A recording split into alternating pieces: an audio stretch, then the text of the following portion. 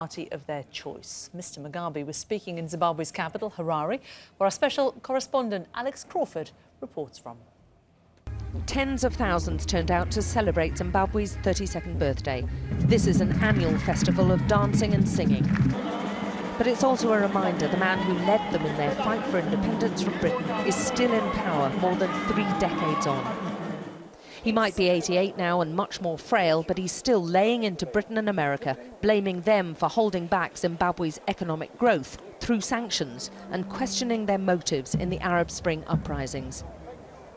Some Western countries continue to abuse the United Nations Security Council and regional organizations in pursuit of subtle and dirty regime change agendas under the guise of supporting democracy.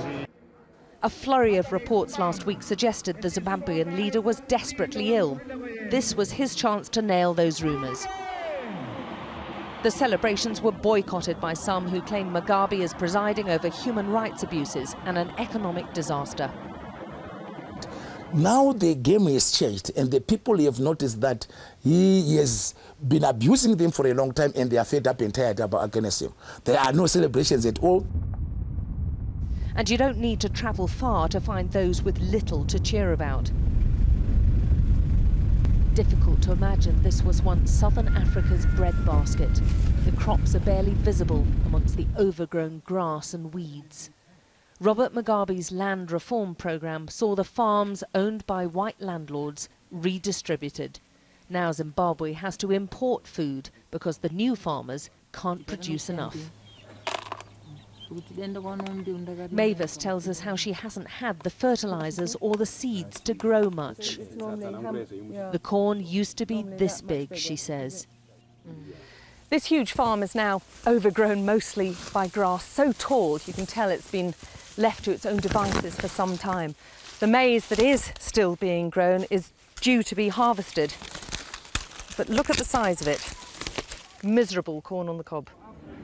The supermarkets are stuffed with produce, but most of it has had to be bought from neighbours, making it unaffordable for most Zimbabweans. I found job, I'm happy, but I know it's difficult. Job actually very difficult to find. No, some of them are not afforded. You can't afford it. There's crippling unemployment, with around 90% of the working population without a job. How long have you not been with a job?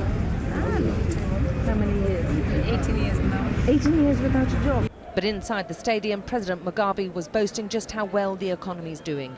Most of his audience might disagree. Alex Crawford, Sky News, Harare.